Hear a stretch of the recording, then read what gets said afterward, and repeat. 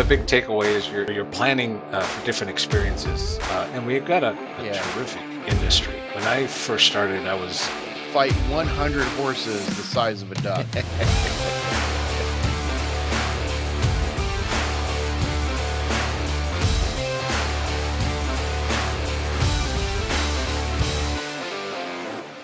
Hi, welcome to this edition of On Tap, presented by FCSI the Americas. I'm Wade Kaler, Executive Director.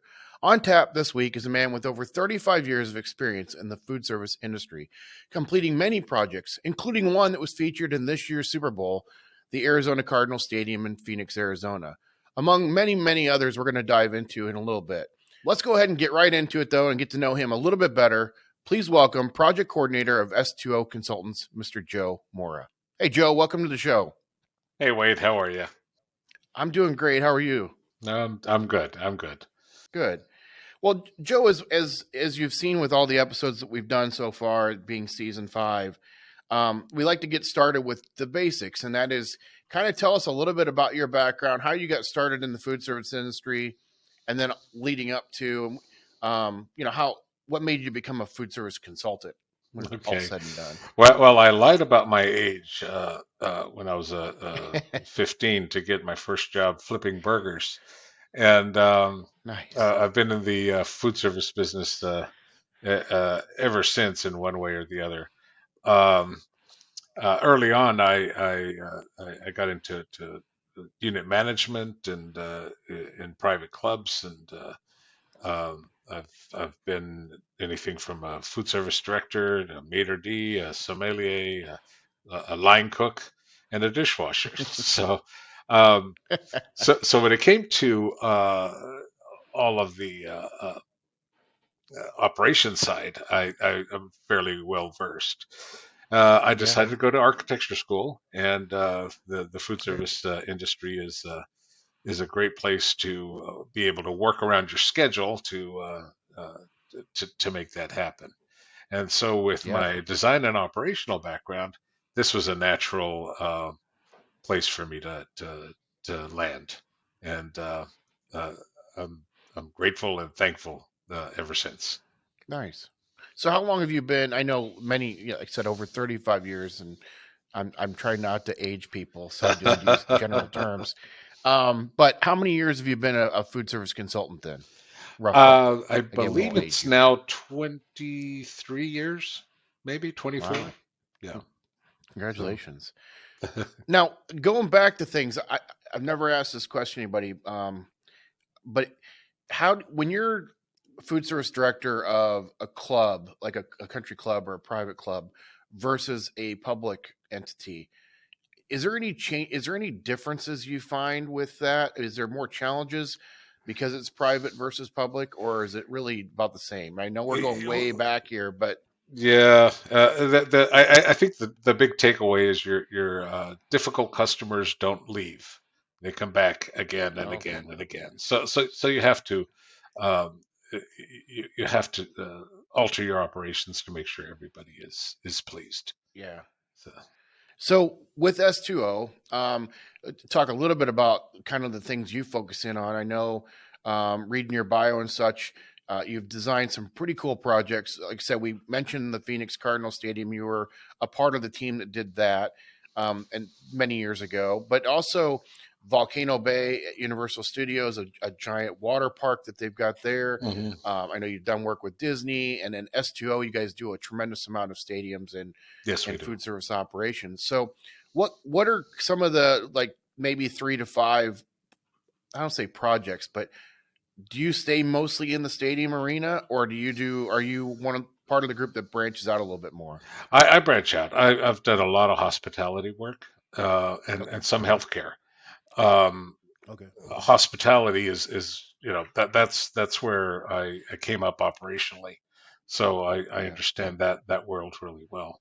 Yeah. Sports is just a lot of fun to do. Um, but I Like, you so know when public facing. it is, and Yeah. you've got a large number of people that you have to uh, satisfy really in short while. So Yeah. one of the things we've I've learned is that the numbers really dictate a lot of what you do in the sports side. Have you two parts to build off of that?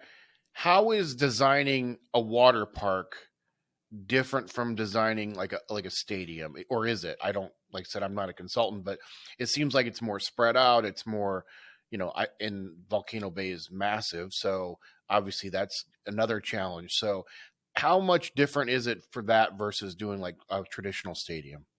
Yeah, there's a lot of similarities.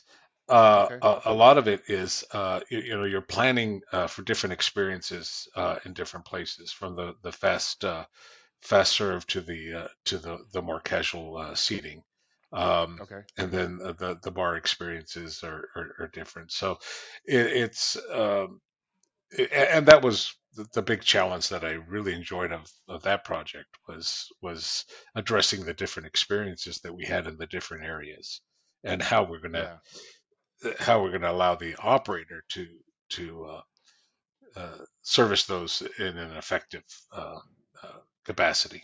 Have you seen any big changes that come out of post COVID? The way operations now affects the different ways that consumer is going to interact. I mean, does that also make you change the way you design something? Yes, it's been a huge evolution in Okay. how the stadiums provide service.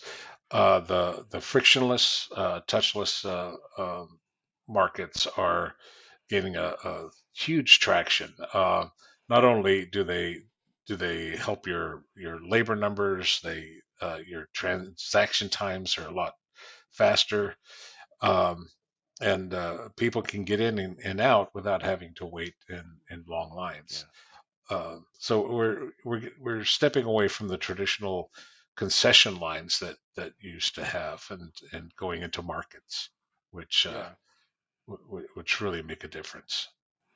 Is it a lot of grab and go then, or is it a concession stand that you walk up, you've already ordered, you grab it and you go, or both? Or I mean, A version of both. And a lot of the market concepts will preload a lot of finished hot and cold items, and okay, so it's a very fast way to go through. And instead of ordering and waiting and then missing half the right, quarter, yeah, we exactly.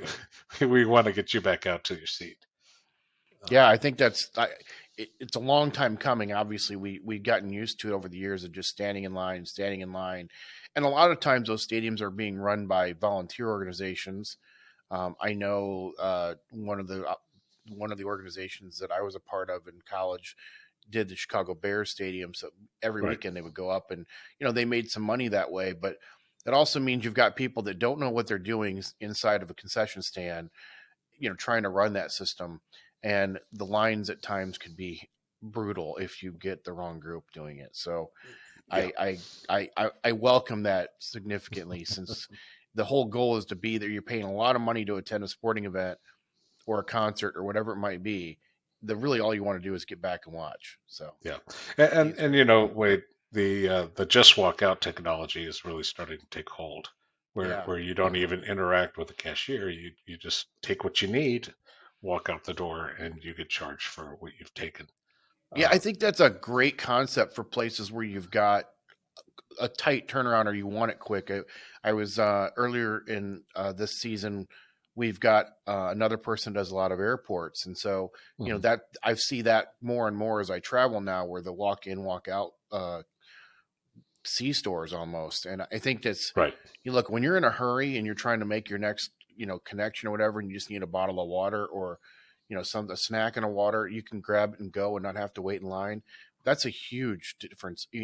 As you know, whether it's a stadium or whether it's an airport, 5 to 10 minutes is huge when how much you Yeah. can miss. Right. Including an entire airplane Mm. that leaves without you. Um, so I'm always curious about this as consultants go, and when you're first walking into a project and it's going to be you've met with them and you're going to start designing this thing now. What's your method of madness when it comes to designing? Are you Do you go straight to the computer? Are you still sketch it out on a piece of paper or a napkin, or do you get out the tracing paper and you work on that first? Or, some people have their habits that are hard to break and others that Right, break those right. habits easily. So, what's your method of madness to getting it to the final product? Well, as you alluded to, I've been in this business a long time. So I started back with the old T squares and the Hell yeah. so we still use a lot of sketch paper to Okay. come up and uh, but prior to that, we do a lot of work in sizing the projects correctly, doing the schematic narratives. So Yeah. so there's no surprises. But Yeah. yeah, I still have my old drafting tools in a drawer over here, and we'll bring out the sketch paper and set that up. Yeah. So, I was joking with somebody yesterday for some of the members that have been around for a long time that we just need to create the VR app where you put the goggles on, you put the gloves on, and now you can draw by hand again. So right, right, make everybody feel comfortable, even if you've been doing it a long time. right. New technology with old technology. Um, I, I love putting people on the spot on the show for this question. I won't put you Uh, directly on the spot though, but that is what is you've done a lot of very cool projects, a lot of very public facing projects. I won't say what I won't do the mean thing of asking you what your favorite one is, but what are maybe your top 3 to 5 projects you've worked on over your career so far? oh, yeah, yeah, the entertainment stuff that we did at the theme parks is a lot of fun. Um, Yeah. and I think there was one in particular when we were really getting into Revit where we could show the client, well, what the finished product was going to do was going to look like. And Yeah. then at the end of construction of and this was the Homecoming restaurant in Disney Springs. Client comes up Okay. to me and says, "Joe, it looks just like you showed us." And it was really a good process to go through, and that's one of my favorite restaurants right now. Nice. Um, we did a really large one at Universal called the NBC Sports Grill with Oh yeah. we even did a fake brewery on there. And then at some point in my career, I worked on Emeralds twice. Oh Once, nice. at the tail end when I was with Cine Little, and then when Yeah. I joined SSA, that was one of the first projects that we were involved in redoing Nice. that kitchen. So, uh, whole lot of fun. Very cool. Yeah, absolutely. What is one thing when somebody meets you for the first time, what's the one thing about Joe Mora that nobody would ever guess? Whether it's a interest, a hobby, a secret, whatever it might be. Well, the one thing is I designed an Italian car. Um, when I lived in Italy, uh, over 30 years ago, I was working with a gentleman over there who was developing a small car that you could drive with a moped license, and he had a truck, and he wanted to do a car version. So we'd use very rudimentary 3D drafting to create this thing, and our peak production, I think, was 2 units a week. It was it wasn't a big hit. It's still very cool though. Not many consultants can say they've designed a car. That's true. That's true. That's very cool. That's a legacy type thing. Even if it look if you sold one, it's still huge. Right, If you sold right. more than one, that's even bigger. So that's pretty amazing. Very cool. The other thing I like to pick on people that are a little more seasoned in the industry as well, and that is tell me about your biggest screw up that you've ever done. Oh boy. Make me a mistake that you've made, but also not just about exposing a mistake, but what did you learn from it moving forward so that you knew you would never do that again? Specifications are king.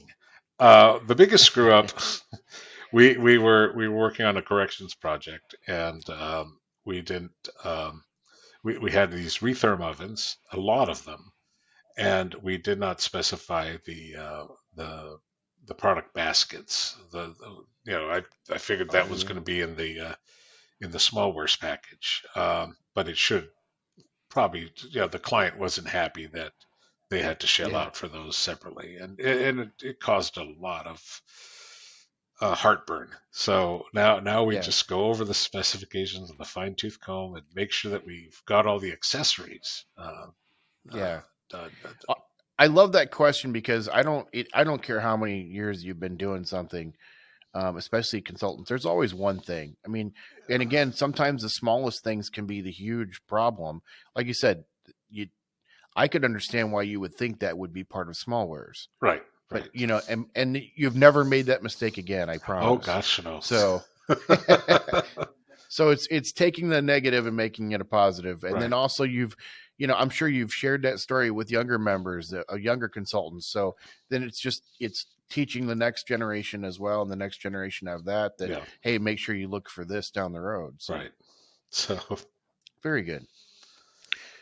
Speaking of younger members, what's one piece of advice you would give to somebody thinking to become a food service consultant, regardless whether they're a recent college graduate or maybe they're looking to do a career transition after being in the industry for a while? I think the biggest thing is that this is the kind of business that you never stop learning. I mean, when I started, I had the drafting table in my office. Then we transitioned to AutoCAD, and now we're doing Revit. And um, Yeah, keep your skills, but also um, the lessons we learned from our projects, and yeah, those carry on. It's all very cumulative, and we've got a terrific industry. When I first started, I was very competitive, and I saw everybody else as a competitor, we really aren't. We're all yeah, uh, um, in a lot of ways just colleagues, yeah, and the FCSI has you know has been a great way to bring everybody together as a learning platform, and I think the young people are I've got a lot of under 30 in yeah. our firm, and I think Right. they're seeing the growth and uh, the benefit of the association. Um, Well, it's funny you say that because I've talked about this before on previous episodes, but I've been managing FCSI the Americas for 13 years, and it wasn't that way. When I first oh, started, it was still very protective, and people didn't want to didn't want to send their employees to events, and it's that middle generation. Probably Gen millennials. I don't even know what the exact age range is, but I would say it's the generation of like in their 40s right now that kind of started to change that about 10 yeah, years ago. yeah, And they just didn't believe in the fact that, look, I could be friends with the guy next to me that we're going after the same business, but there's plenty of business out there. yeah, of And if I'd rather see somebody I like get it than somebody that I don't. course. So they realized that, and also, like you said before, you're always learning. You're never going to know everything. And if you know that you can call up somebody from that you've met at an FCSI event and it's a colleague that you trust, even if they don't work in the same firm, if you've come up against something and you aren't sure of the answer, you know that they're not going to lead you astray either. You can call them and they'll be honest with you about Yeah, it.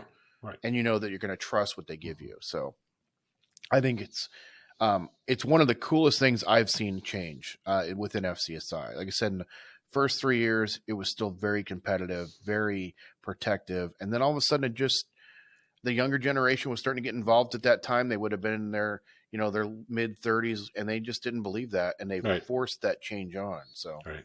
um, and I'm sure, like you said, even for you, it's been around for over 35 years. It's one of those areas where you see the benefit of it too, regardless of Yeah, age yeah. or experience. So I'm glad to hear that. Um, but that being said, if you weren't in the food service industry, let's say you Oh, just decided it wasn't going to be for you, what do you think you'd be doing?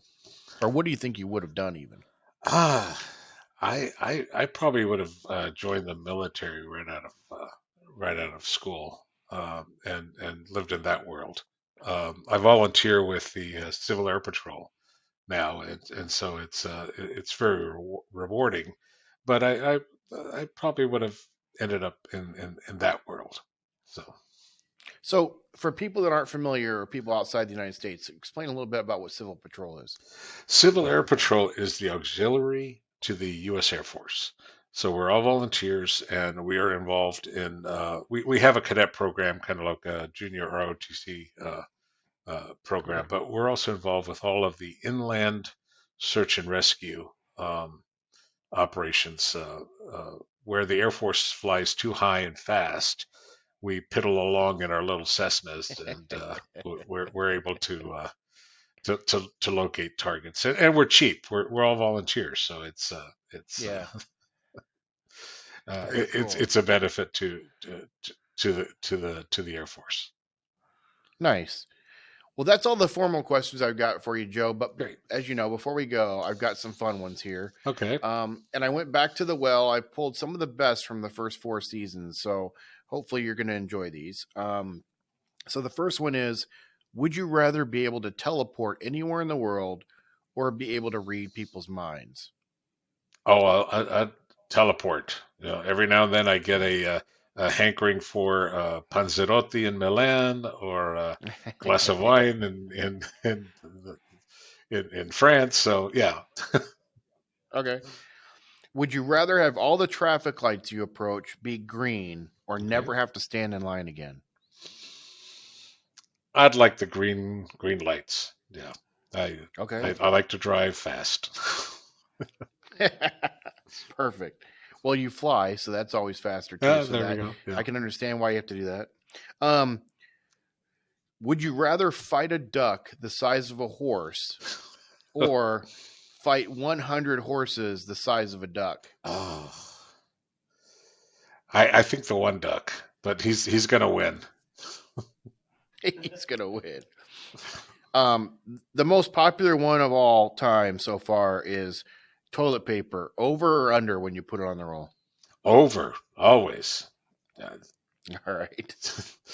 And this, so when it comes to double dipping in food, whether it's a dip or a sauce or whatever, are you a double dipper or not a double dipper? I'm not. I'm not. I have Okay, too many years in food service to double dip. perfect. Favorite curse word, and we'll bleep it out. Dang it. All right. That's Um, that's a good one. I like that. well, that's Would you Texan. rather know all the secrets to outer space or all the secrets of the ocean? I think outer space. Okay, I do like the science fiction stuff. perfect. Would you rather never have to do laundry again or never have to wash the dishes again? I'd rather not wash dishes. I did too much of that as a kid. Would you rather go backstage with your favorite band or be an extra on your favorite TV show? Oh, I think an extra. That would be fun. And I have to ask what the TV show would be. It'd have to be a cop show. Okay. I can see that though. I can definitely see you being an extra on NYPD Blue or There something. we go. Yeah. I like that. Would you rather have a personal housekeeper or a personal chef? Personal housekeeping. I'd rather do my own cooking. Okay. Would you rather have an annoying song stuck in your head at all times Uh-huh. or have an annoying itch that you can't reach? Oh, the song. Yeah. Yeah. Okay. And the last one for you, would you rather give up your cell phone for an entire month or give up bathing for an entire month? Oh no, the cell phone would have to go. I, Okay, perfect. okay. Well, that's all the questions I got for you. But before we let you go, Joe, tell Sure. Sure. people how they can find out more about you and S2O. Um, uh, S2O Consultants. We're based in Chicago. I run the Tampa office. Um, Yep. you can find us at S2OConsultants.net. Well, that wraps up this edition of On Tap presented by FCSI the Americas. A special thanks to Joe today for joining us on the show. If you enjoyed this episode, please make sure to like and subscribe to our channel. And also help us out by sharing those episodes on your social media feeds. Until our next episode, cheers.